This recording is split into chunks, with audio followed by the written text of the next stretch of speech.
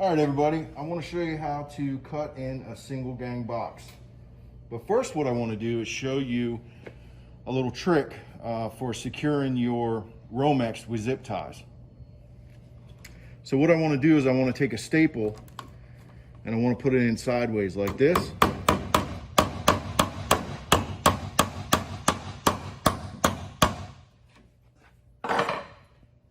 And you can do this whenever you have more than one Romex cable. So if you have 2 or 3, whatever. I want to take this zip tie and I want to put it under the staple and over top of the wires. Make it nice and tight.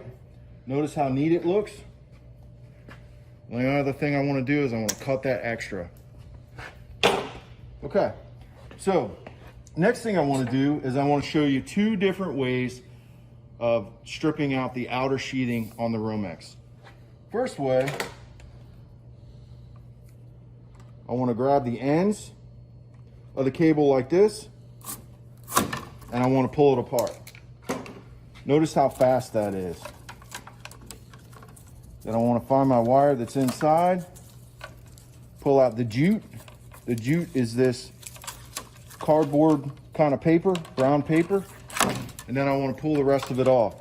Now, if I've got any in there that's left over, I can pull it off with my fingers or grab it with my needle nose pliers like that. And what's important is that you don't have any more than 1 inch of this sheathing inside of the box, because if you do, that's a code violation. So that's one way to do it. Another way to do it is to take these cable rippers here. These cable rippers are pretty simple. And by the way, if you notice, might be hard to tell in the video, but there's a little tooth right there, and that tooth rips into the middle of the wire. And I'll show you how that works in a second. So you run this up, you want to grab it so the tooth is in the center of the wire, pull it down. Makes a nice neat cut. Then what you want to do is take your thumb and you want to push inside the box, pull it off. Okay, so what I want to do is pretend that there's going to be a receptacle here, and I want to show you guys how to cut in a receptacle, and more importantly, how to do a pigtail, because that's something that we do with grounds that we have to do in every single box that we're going to cut in, whether there's going to be a receptacle or a switch there. So I want to isolate my current carrying conductors, meaning my hots and my neutrals, and get those on the top and out of the way so I don't have to look at them. Then I want to pull these grounds out and I want to cut them a couple of inches outside the box. Then what I want to do is I want to take my longest ground wire, both of these are pretty long, and I want to make a hook on the end like that. Once I make that hook, I grab it with my thumb and my forefinger like that. Then I take my lineman's pliers, grab, twist, grab, twist, grab, twist. All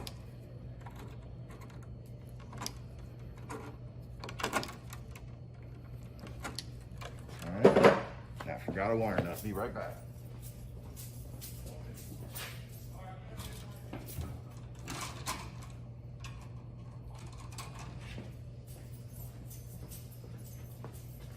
Okay, so once I have that going on, and I got a nice little twist there, it looks like a hair braid. Take my lineman's pliers and I want to cut it on an angle because it makes it easier for the wire nut to grab onto it. Twist it on, take my lineman's pliers, push it in the back of the box as far as I can.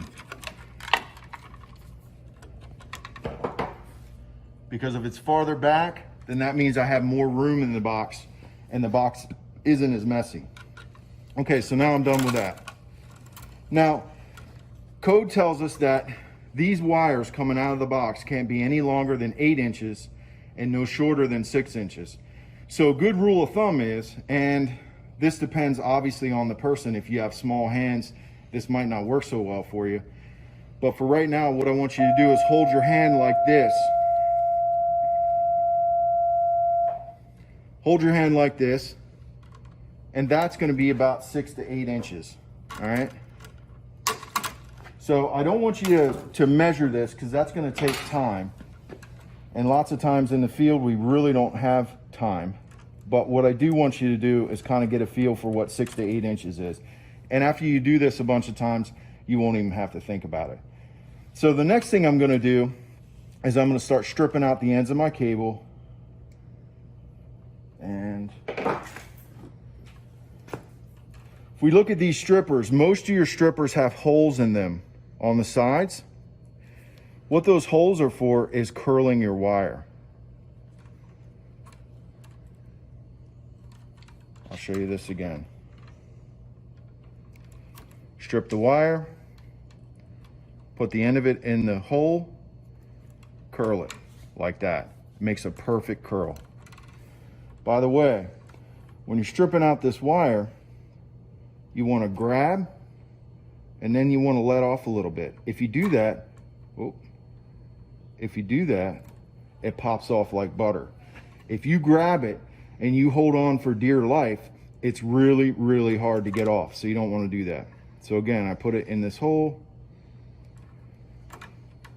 make a nice curl.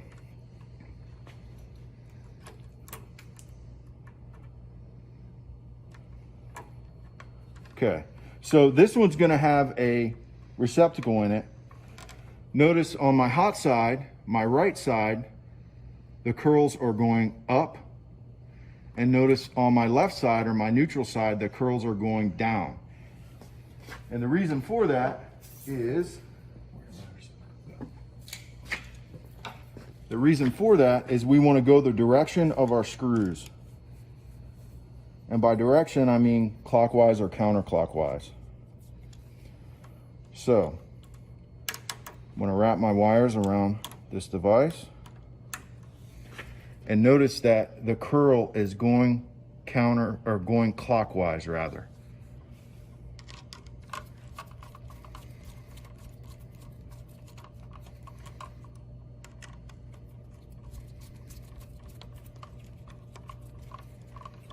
You want to tighten that up, turn it over.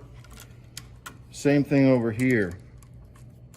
Might be a little counterintuitive at first, but if you notice on this side,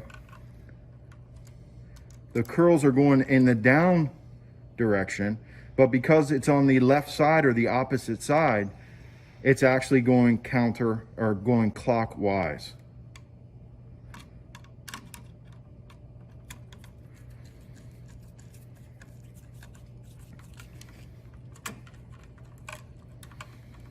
Put the other neutral on.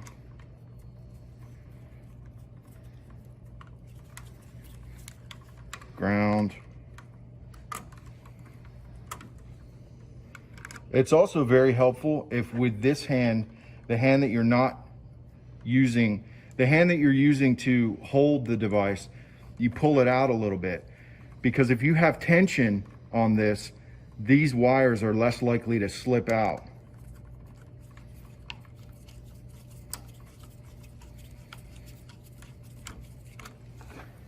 So when you're done like that, you want to push the wires back in the box, and you want to make sure that this ground wire is sticking straight in the back of the box. You don't want this ground wire to be anywhere near either your neutrals or your hots, because if you do, your breaker's going to trip. You're going to have a short circuit and your circuit's never going to work. So once you get it looking like that, you're done.